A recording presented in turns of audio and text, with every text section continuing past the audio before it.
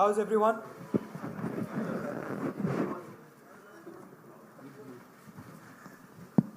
नमस्कार साथियों। Do we need these lights? इसको लाइट को ऑफ कर ये सकते लाइट्स हैं? ऑफ करें तो आपके उस पे असर तो नहीं पड़ेगा? असर पड़ेगा। ठीक है ठीक है ठीक है। ओके ओके ओके, इतना विरोध की जरूरत नहीं, मान गए। See, we always listen to the media.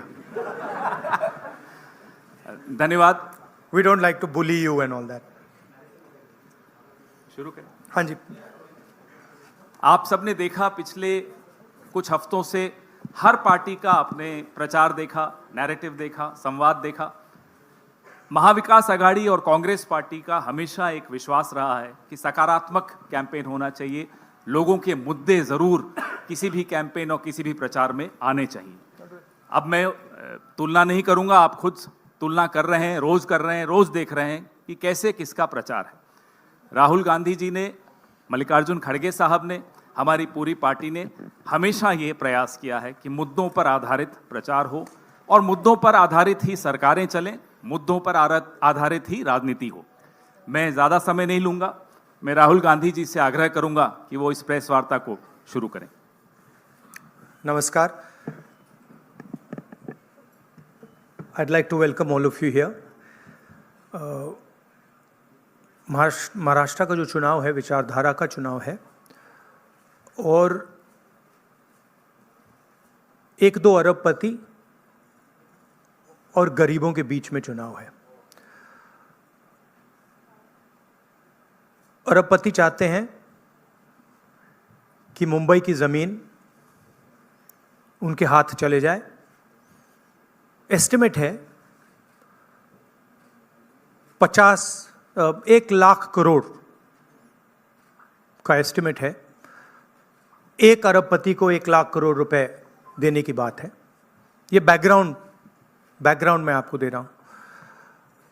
हमारी सोच है कि महाराष्ट्र के किसानों को, गरीबों को, बेरोजगार युवाओं को मदद की ज़रूरत है।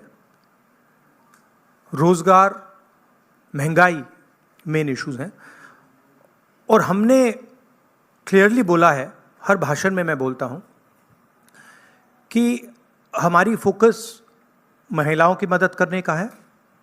3,000 रुपये हर महिला के बैंक अकाउंट में हम डालेंगे। फ्री बस ट्रैवल होगा महिलाओं के लिए। किसानों के लिए 3 लाख रुपए तक का कर्जा माफ होगा। सोयाबीन के 7,000 रुपये प्रति क्विंटल। प्याज के किसानों के लिए fair price committee. Fair MSP कपास के किसानों के लिए। कास्ट सेंसस जो हम तेलंगाना में, कर्नाटक में करवा रहे हैं, वो हम महाराष्ट्र में करवाएंगे। हम जानना चाहते हैं और महाराष्ट्र की जनता को बताना चाहते हैं कि किसकी कितनी यहाँ पे भागीदारी है, कितना पार्टिसिपेशन है, किसकी कितनी आबादी है। हम चाहते थे कि दिल्ली सरकार इसको करे। पार्लियामेंट हाउस में मैंने साफ बोला है, नरेंद्र मोदी जी के सामने बोला है कि हम कास्ट सेंसस करवाएंगे। ये देश के सामने सबसे बड़ा मुद्दा है। तकरीबन 50%, एस्टिमेट है 50% पिछड़ा वर्ग है, उनकी कहीं पार्टिसिपेशन नहीं है, सरकार में नहीं है, कॉर्पोरेट इंडिया में नहीं है, मीडिया में नहीं है। 15% दलित हैं, 8% आदिवासी हैं, उनकी भी कोई पार्टिसिपेशन नहीं है। तो कास्ट सेंसस सेंट्रल पिलर है हमारी स्ट्रेटजी का। हमने पार्लियामेंट हाउस में मैंने कहा है 50% रिजर्वेशन की दीवार भी हम तोड़ देंगे। वो भी प्रधानमंत्री करना नहीं चाहते हैं। हेल्थ इंश्योरेंस का हमारा यहाँ एक स्कीम है जो राजस्थान में बहुत सक्सेसफुल था। 25 लाख रुपए का स्वास्थ्य बीमा गरीब लोगों को, किसानों को, मजदूरों को, बेरोजगार युवाओं को ऑपरेशन की ज़रूरत हो, दवाई की ज़रूरत हो, MRI की ज़रूरत हो, जो भी मेडिकल फैसिलिटीज़ की ज़रूरत हो, 25 लाख रुपए तक की फैसिलिटी हमारी सरकार प्रोवाइड करेगी। और फाइनल जो युवा हैं, जो नरेंद्र मोदी जी की पॉलिसीज़ ने, नोटबंदी ने, GST ने जिनको बेरोज़गार किया है, उनके लिए अनएम्प्लॉयमेंट अलाउंस 4,000 रुपये का मंथली और 2.5 लाख जो सरकारी नौकरियां हैं उनको हम कमिट कर रहे हैं कि उनको हम आपके हवाले करेंगे। तो ये हमारा प्रोग्राम है। मेन इशू वही है।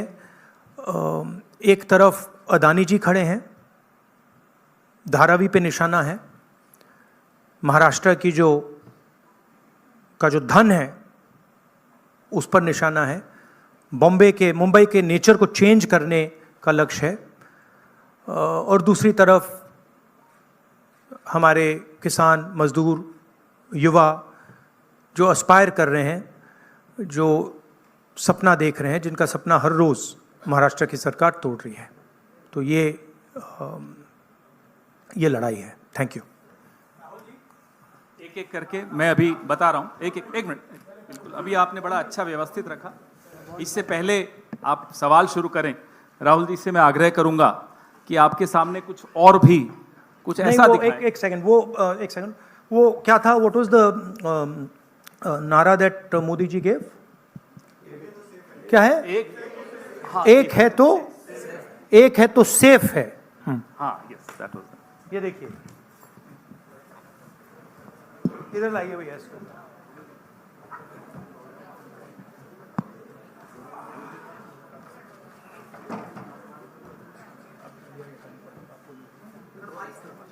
ये है नरेंद्र मोदी जी का एक है तो सेफ है। ये देखिए, एक है तो सेफ है।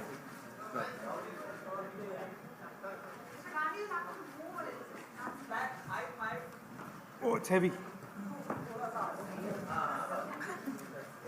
ये इसमें एक है तो सेफ है, ये नरेंद्र मोदी जी की महाराष्ट्र सरकार की स्ट्रेटजी है। हम आपको ये दिखाना चाह रहे हैं।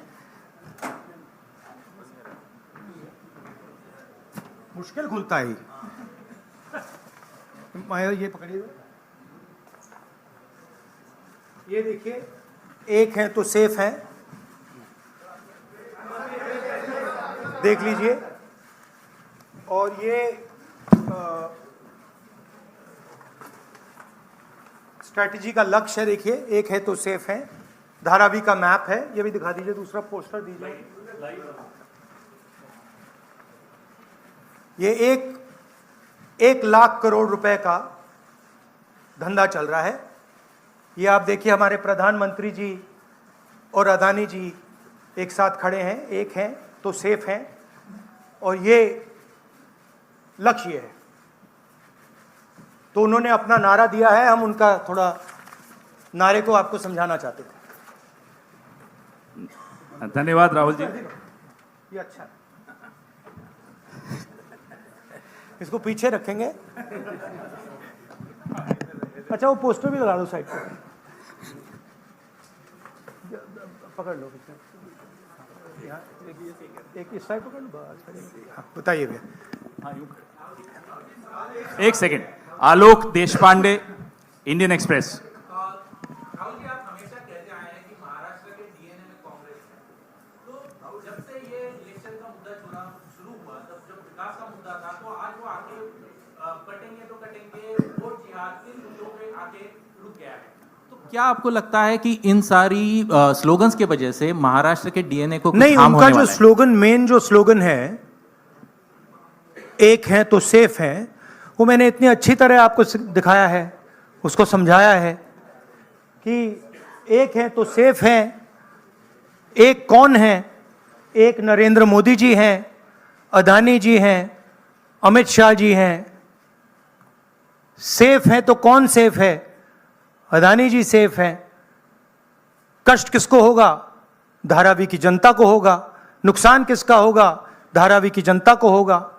जो हिंदुस्तान की स्मॉल और मीडियम इंडस्ट्रीज हैं, जिसका एक चिन्ह धारावी है, उसको एक व्यक्ति के लिए खत्म किया जा रहा है। तो लड़ाई यही है। नारा उन्होंने दिया, हमने आपको समझा दिया।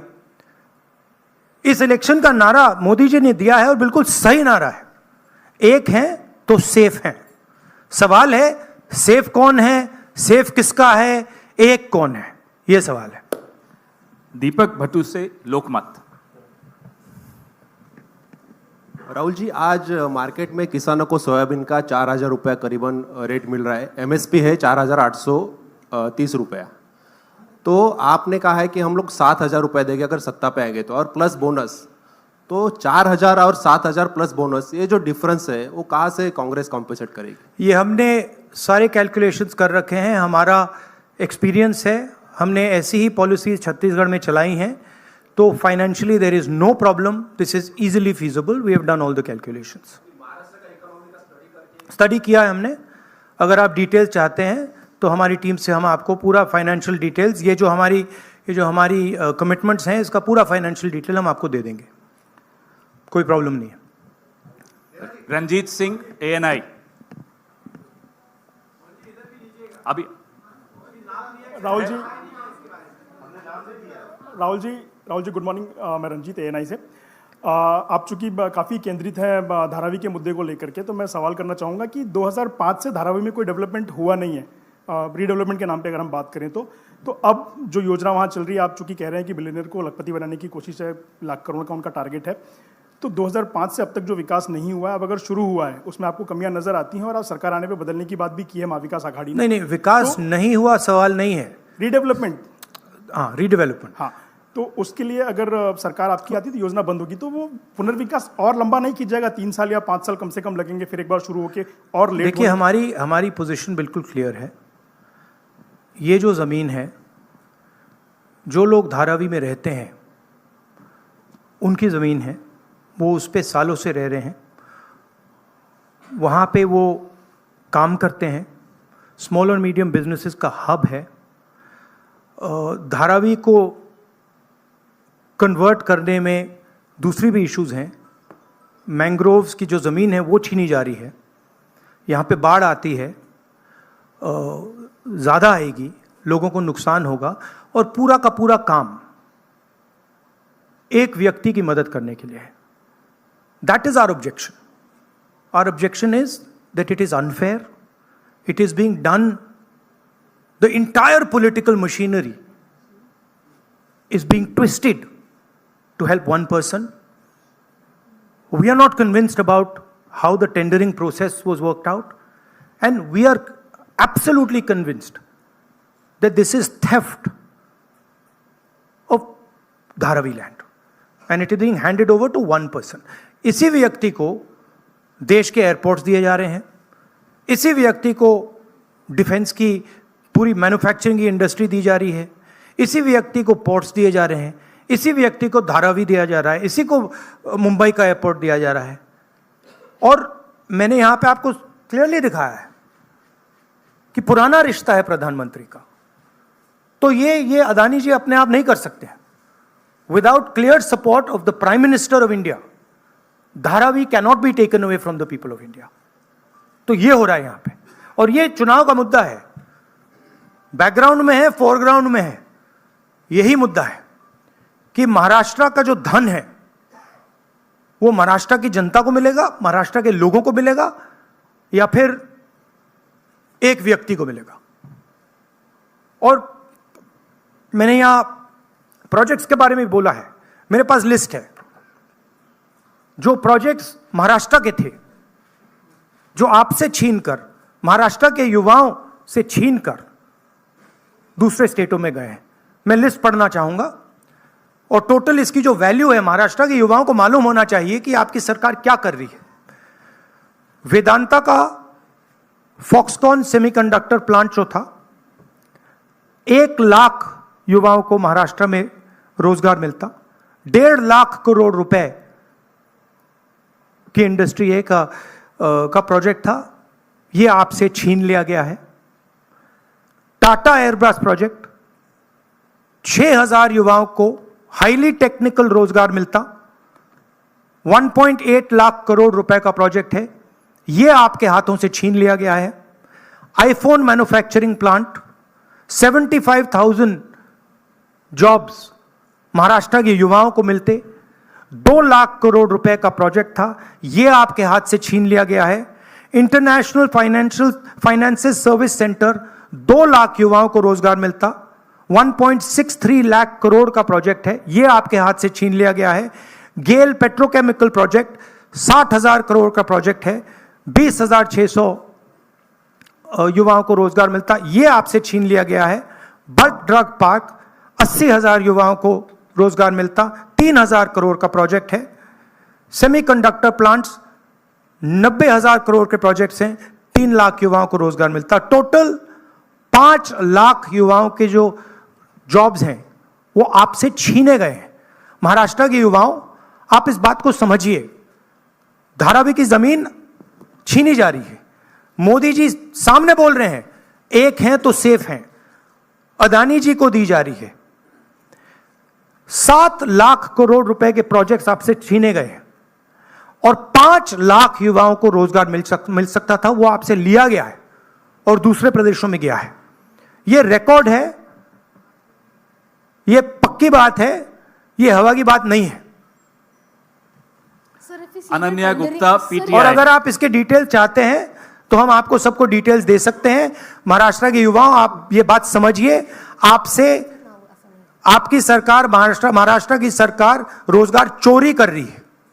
Sir, if we see the tendering process, it is stated that everyone will get houses in Dharavi who are staying over there. So how do you claim and justify that people will get Everybody homeless? knows how Adani tendering process works. The whole country knows it. Okay, everybody knows how CBI is used, how ED is used, how income tax department is used, how people are pressured. An example is sitting in front of you in Mumbai airport. It's there for everybody to see. Now, it's one thing if the media doesn't want to report it, right? But the fact of the matter is the whole country knows that Mr. Adani is fully supported by the Prime Minister, and anything that Mr. Adani wants, he gets. Sir Deepa इस कदम elections में साकाल, एक second please, अनुशासन please. Deepa कदम साकाल। धारावी का redevelopment policy कैसी होगी, इसका आपके पास counter agenda क्या है? धारावी का रिडेवलपमेंट कैसे होगा, इसका धारावी का डेवलपमेंट जो वहां के स्टेक होल्डर्स हैं उनके इंटरेस्ट को लेकर होगा। आज उनके इंटरेस्ट को परे किया जा रहा है, उनके इंटरेस्ट को निगेट किया जा रहा है और इनके इंटरेस्ट को पूरा सपोर्ट दिया जा रहा है। और सिर्फ धारावी की बात नहीं है, दूसरी जमीन की बात है, मैंग्रोव्स की बात है, मुंबई की फ्लडिंग की बात है। तो ये सिंपल चीज नहीं है कि भाई सिर्फ धारावी जा रहा है, ये बड़ा कॉम्प्लिकेटेड डिसीजन है। और हम चाहते हैं कि जो धारावी के स्टेक होल्डर्स हैं और मुंबई की जनता का इसका फायदा हो। तो जो भी होगा स्टेक होल्डर्स से पूछकर, स्टेक होल्डर्स के पार्टिसिपेशन के साथ होगा।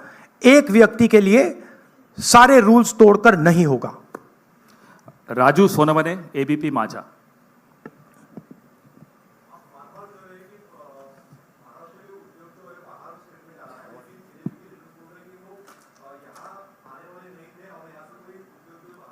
नहीं, मैंने आपको लिस्ट पढ़ के दी है। 8 प्रोजेक्ट्स मैंने आपको डिटेल करके दिए हैं, क्योंकि बीजेपी ने बात बोली है मेरे बारे में कि कौन से प्रोजेक्ट्स की बात कर रहा हूं। तो ये हैं प्रोजेक्ट्स, लिस्ट हैं। इन प्रोजेक्ट्स को आप देख लीजिए, आप स्टडी कर लीजिए। ये सारे के सारे महाराष्ट्र में आने थे, ये सारे के सारे गुजरात गए हैं, ये फैक्ट है।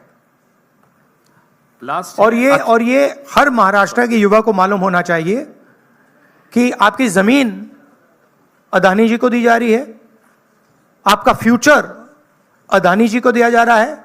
और यहां पे जो 8 प्रोजेक्ट्स हैं, जो पूरे महाराष्ट्र के युवाओं के फ्यूचर के प्रोजेक्ट्स थे, वो सब छीन कर आपसे दूसरे स्टेट में चले गए। राहुल जी, अक्षय, एक सेकेंड, ऐसा राहुल जी, ऐसे नहीं भैया एक एक करके एक प्लीज। एक करके, अभी वो कहीं नहीं जा Thank रहे you. जब तक आप। अक्षय मानकणी, नहीं, टीवी 9 मराठी। राज्य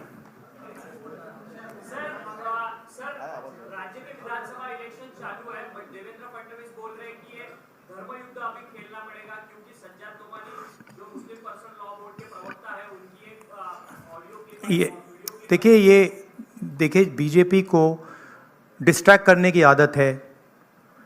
मैंने आपसे कहा कि मेन मुद्दा रोजगार का है, उसके बाद मैंने आपको ये 8 प्रोजेक्ट्स की लिस्ट दी, राइट, जो डिटेल कर रहे हैं कि 7 लाख करोड़ के प्रोजेक्ट्स यहाँ से गए और 5 लाख युवाओं को जो रोजगार मिलना था वो महाराष्ट्र की सरकार ने यहाँ से भेज दिए। धारावी की ज़मीन की बात की, 1 लाख करोड़ रुपए की वैल्यू है, महाराष्ट्र की है, मुंबई की है, मुंबई के लोगों की है, वो आपके सामने छीनी जा रही है। जो स्टेक होल्डर्स हैं उनको परे किया जा रहा है, ठीक है, किसानों को सही दाम नहीं मिलता है, बेरोजगारी बढ़ती जा रही है, महंगाई है। अब बीजेपी इन सवालों के जवाब कैसे दे? वो दे ही नहीं सकती है, तो डिस्ट्रैक्ट तो करना ही पड़ेगा, कुछ ना कुछ तो करना पड़ेगा, मगर डिस्ट्रैक्शन होगा नहीं। लास्ट क्वेश्चन साहिल जोशी। राहुल जी यहाँ पर, राहुल जी यहाँ पर है, राहुल जी यहाँ पर है, भैया last question please. Rahul ji यहाँ पर है। किसको दे रहे हैं? साहिल यहाँ पर, सर यहाँ पर सर, कल जो महाविकास आघाड़ी की रैली हुई थी वहां पर उद्धव ठाकरे ने कहा कि अगर उनकी सरकार आएगी तो सबसे पहला काम वो ये करेंगे कि अडानी का टेंडर रद्द करेंगे। क्या आपको लगता है कि आप और शिवसेना यूबीटी इस बात पर ज्यादा पॉलिटिकली अलाइंड है, आइडियोलॉजिकली आप ज्यादा अलाइंड है? कल आपके ट्वीट का भी उन्होंने जिक्र किया था जो आपने बाला साहब ठाकरे के इस पर किया था, तो आपको लगता है कि आप दोनों ज्यादा अलाइंड है इस चीज नहीं, पर? देखिए सिंपल सी बात है, हमारी जो सरकार आएगी वो महाराष्ट्र के लोगों की इंटरेस्ट को प्रोटेक्ट करेगी। जो धारावी में हो रहा है वो महाराष्ट्र की जनता के इंटरेस्ट के खिलाफ है, वो धारावी के जो रेजिडेंट्स हैं उनके इंटरेस्ट के खिलाफ है, वो मुंबई के जो रेजिडेंट्स हैं उनके इंटरेस्ट के खिलाफ है।